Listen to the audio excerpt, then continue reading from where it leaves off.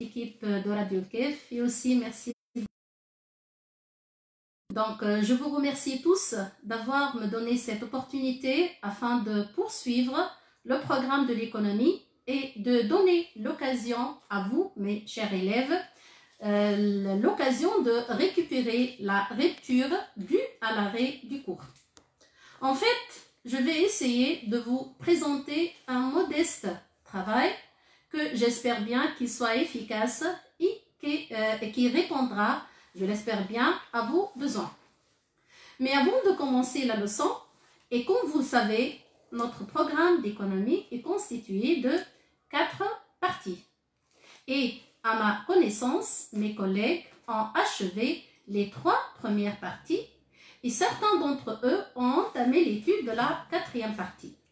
Donc aujourd'hui, on va essayer de se rappeler ensemble et brièvement du contenu des 3 premières parties. Donc, la première partie se base sur l'étude de la croissance économique et de ses facteurs.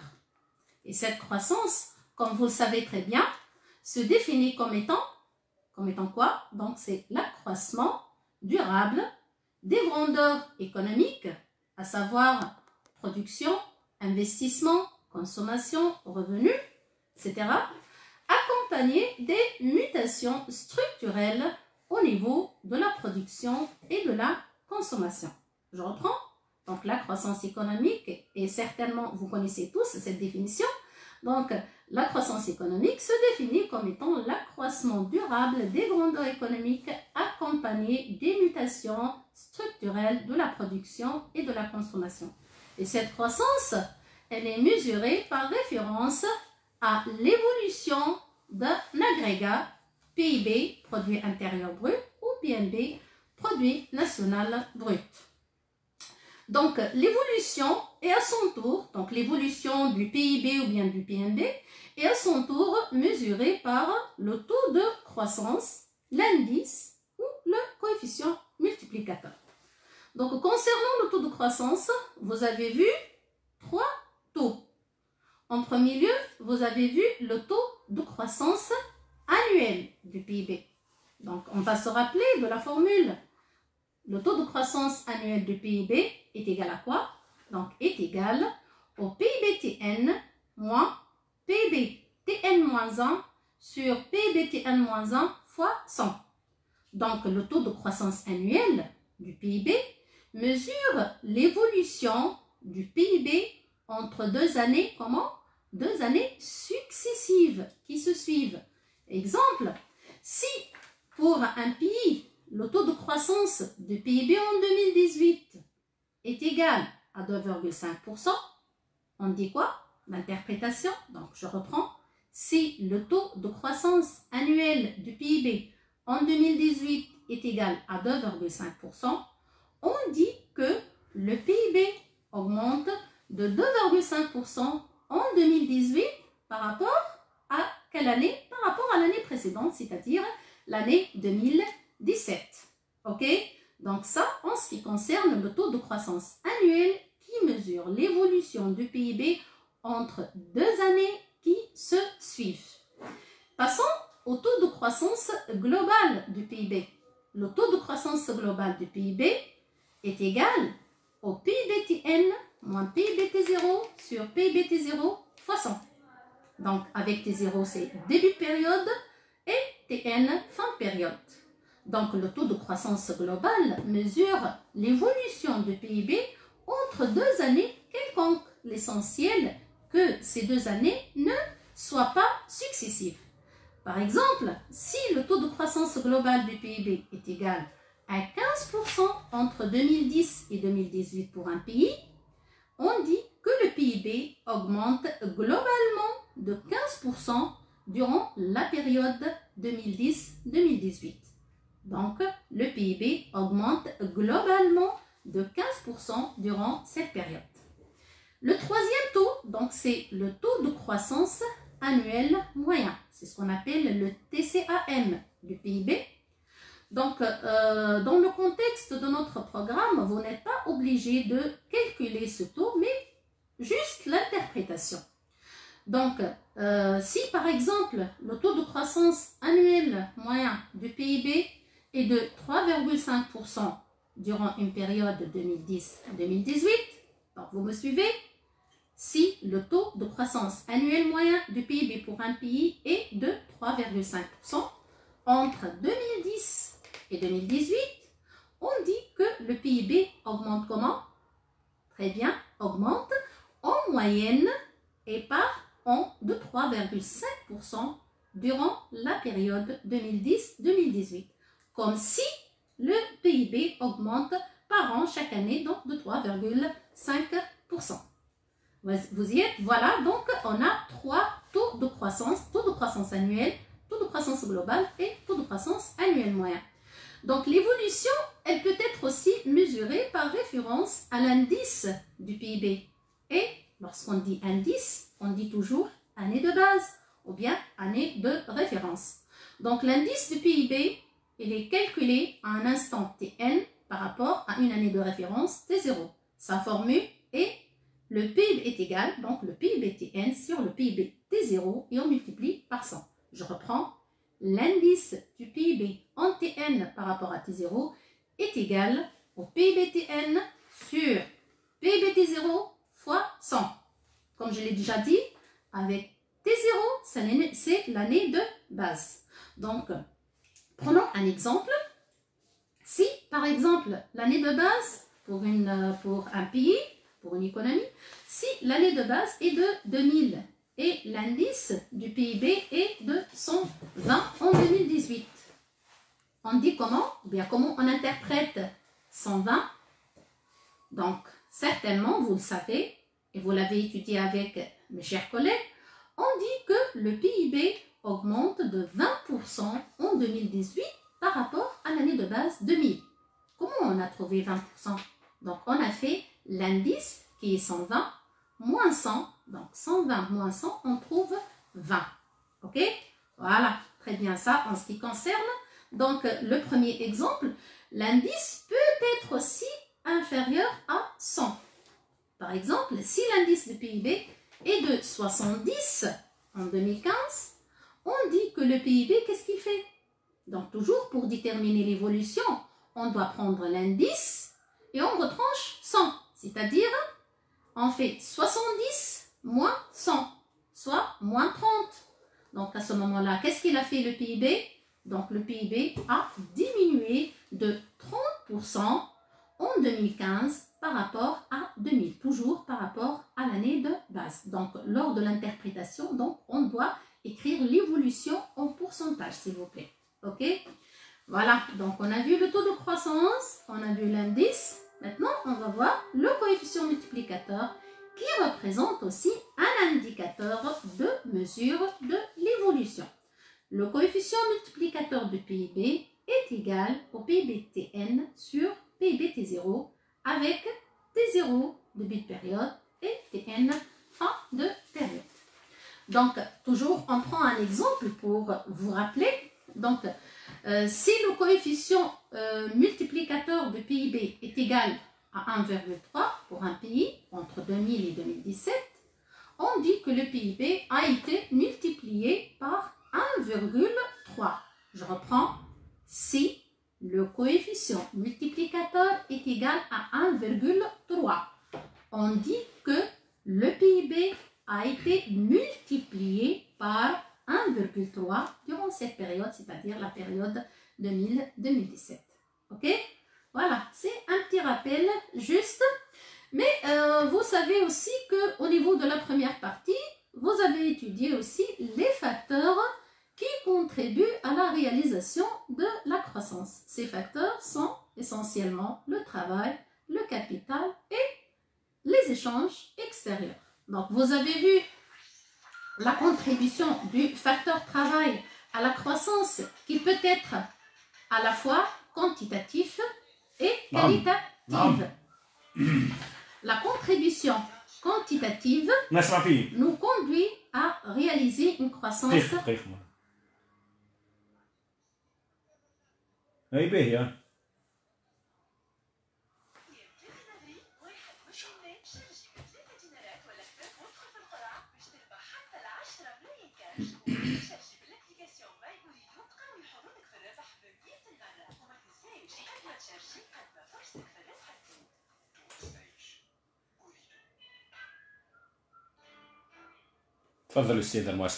Oui, on revient. Donc, on a dit que la partie 1 de votre programme a mis l'accent aussi sur les facteurs qui ont contribué à la réalisation de la croissance économique.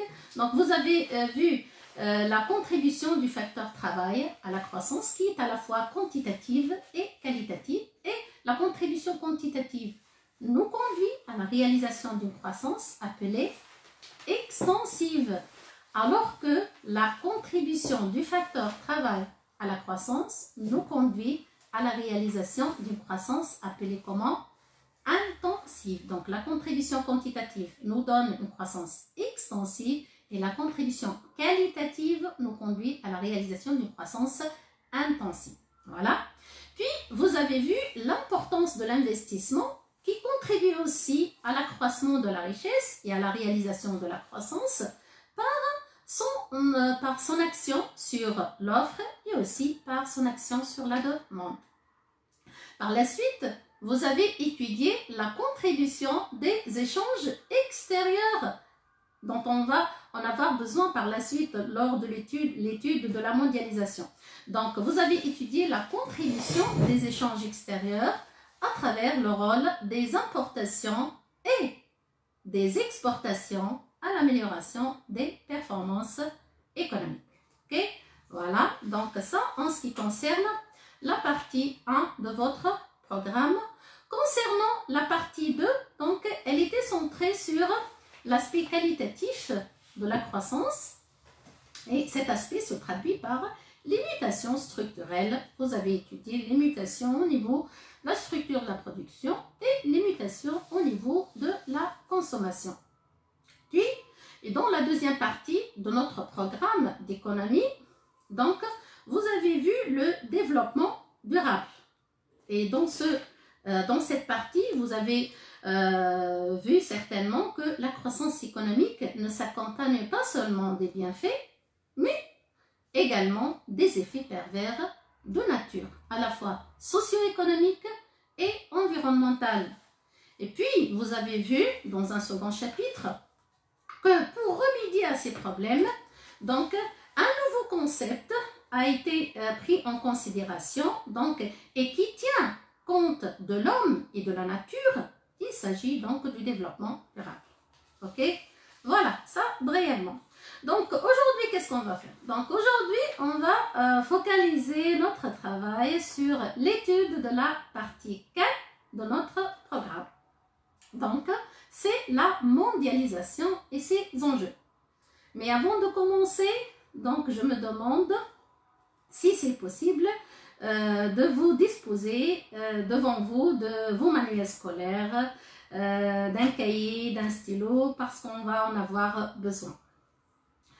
Donc, voilà, ça concernant donc, cette quatrième partie. Donc, mais la question qui se pose, c'est que certains d'entre vous, ou bien plusieurs d'entre vous, se posent la question, donc, il y a une relation entre la partie 1, la partie 2 et la partie 3 de votre programme, mais donc la partie mondialisation, donc quelle relation y a-t-il entre croissance économique et la mondialisation et ses enjeux?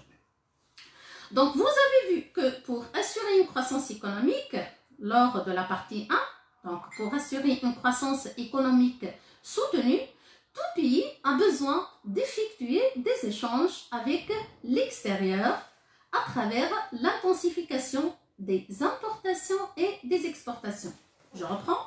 Donc, pour assurer une croissance économique soutenue, tout pays doit effectuer des échanges avec l'extérieur à travers l'accroissement des importations et des exportations.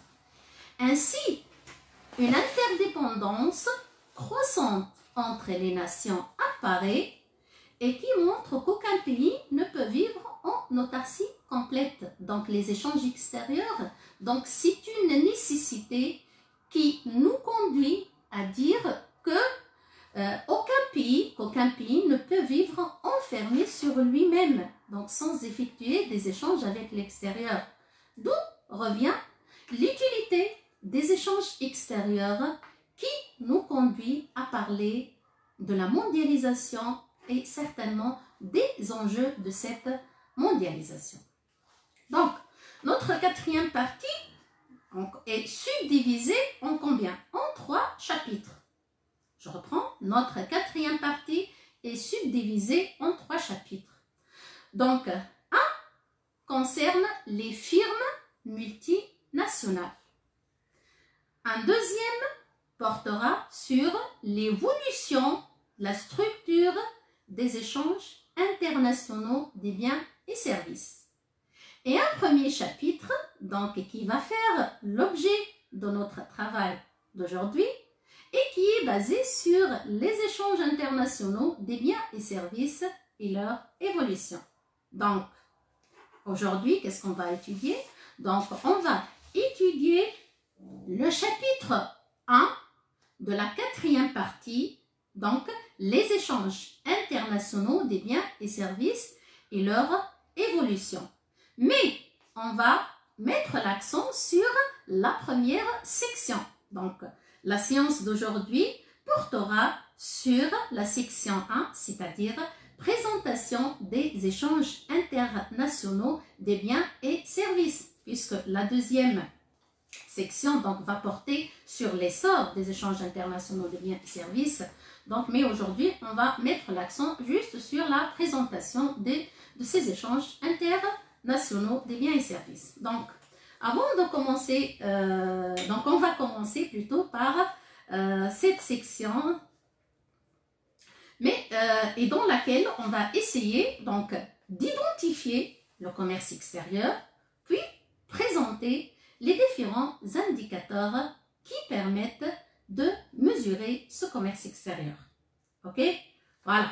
Donc, vous allez prendre vos manuels scolaires. Comme vous le savez, donc, notre travail se base sur la méthode active et sur l'exploitation des documents. Donc, la présentation des échanges internationaux des biens et services. Donc, on va commencer par les échanges internationaux des biens et services à travers une activité, donc l'activité 1, page 202. Donc, prière, prenez l'activité 1, page 202 de votre manuel scolaire. Donc, la naissance du commerce international. OK? Donc, qu'est-ce qu'on va faire dans cette activité? Donc, on va essayer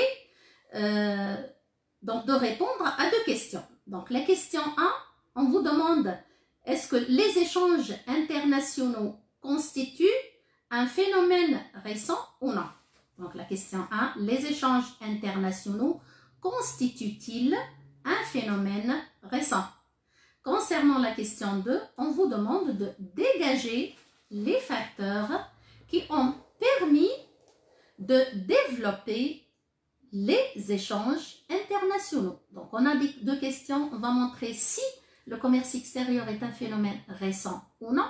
Puis, on va présenter ou bien dégager les facteurs qui ont favorisé le développement du commerce extérieur. Donc, la réponse à la question 1 donc, va nous conduire à lire la première phrase. Donc, lisons ensemble. Donc, on vous dit, depuis l'apparition des grandes civilisations, les contacts entre les peuples se sont accompagnés de transactions commerciales. Donc, on souligne depuis l'apparition des grandes civilisations. Donc, depuis X temps, donc, les contacts entre les peuples se sont accompagnés des transactions, c'est-à-dire des échanges internationaux. Donc, qu'est-ce qu'on peut dire à partir de cette phrase? Est-ce que le commerce extérieur ou bien les échanges internationaux, est-ce qu'ils représentent un phénomène récent ou bien ancien? Certainement, donc, c'est un phénomène très ancien. Donc, qu'est-ce qu'on peut dire ou bien comment va-t-on répondre? Donc, en disant, donc, on va dire que les échanges internationaux ne constituent pas un phénomène récent, c'est-à-dire ne constituent pas un phénomène nouveau. En effet, une interdépendance entre les nations était constatée depuis quand? Donc, depuis l'apparition des grandes civilisations. Très bien. Voilà, ça concernant la réponse à la question numéro 1.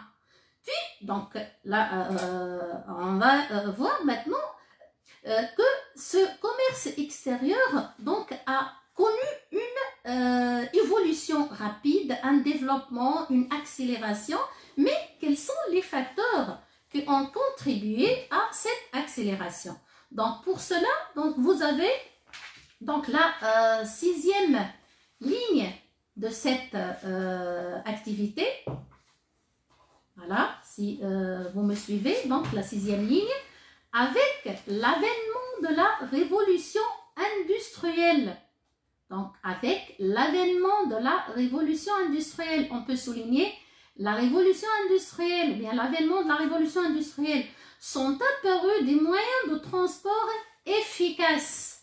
Donc, on va souligner, sont apparus des moyens de transport efficaces et des capacités de production jusqu'alors inconnues. Donc, il y a la révolution industrielle, l'apparition des moyens de transport plus efficaces et l'accroissement des capacités de production. Donc, le développement des échanges internationaux, donc, il y a plusieurs facteurs donc, qui ont été à l'origine, ou bien plusieurs facteurs qui ont contribué à l'accélération et au développement des échanges internationaux, tels que, comme vous l'avez déjà souligné, donc c'est la révolution industrielle, l'apparition des moyens de transport plus efficaces et l'accroissement des capacités de production. Donc, qu'est-ce qu'on va écrire pour répondre à cette question?